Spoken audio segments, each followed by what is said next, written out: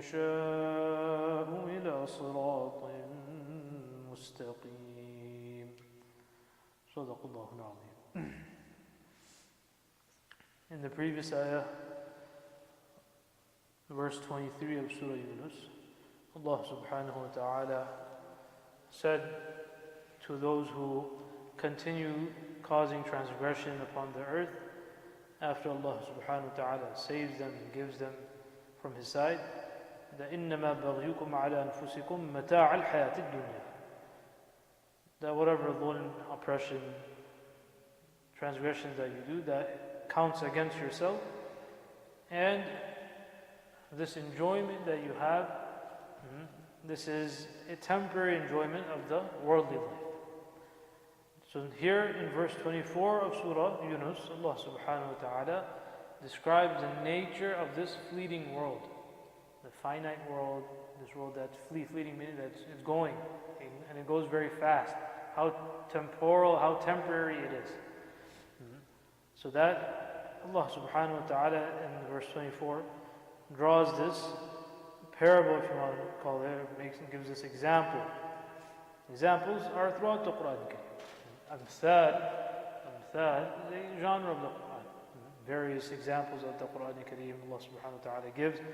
Why? So that you can connect with it. Examples are given so that something which is conceptual, that you don't see perhaps, that you can connect and brings it closer to the mind. So إِنَّمَا مَثَلُ الْحَيَاةِ الدُّنْيَا. Quran Kareem says the example of the worldly life, meaning the fleeting worldly life, the temporary worldly life, is like how Allah subhanahu wa ta'ala sends down water in the form of rain. Allah subhanahu wa ta'ala sends down waters from the sky, any rain.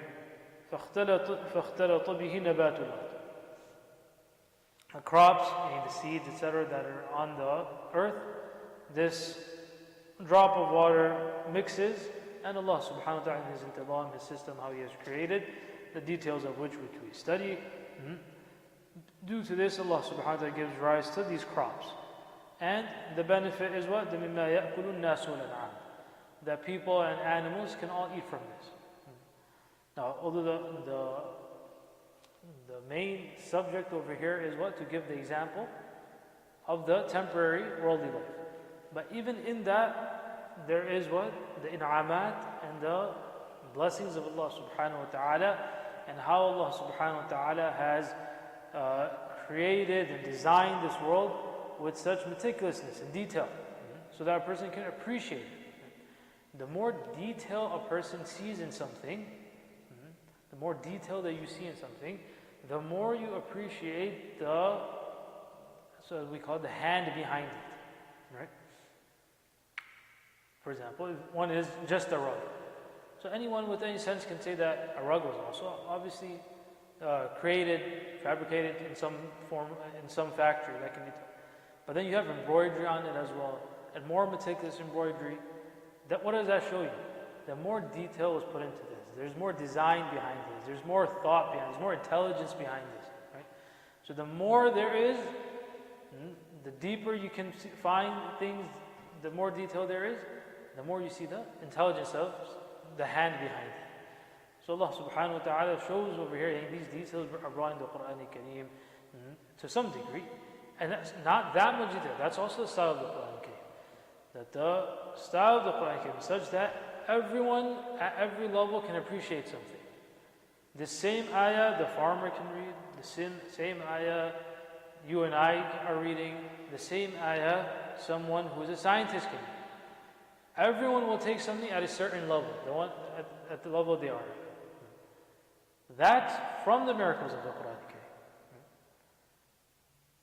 Books which are written, textbooks which are written, if it's written for a first grader, the PhD student will be wasting his time when he's reading it. So what am I doing with this? And the PhD student's textbook, forget it, no one else is going to try to even read that. But the Quran Kareem is such that you and I read it, someone who's outside read it, the non-Muslim reads it.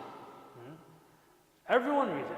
Everyone at their own level read it, and everyone has something to take from it. They can appreciate the level.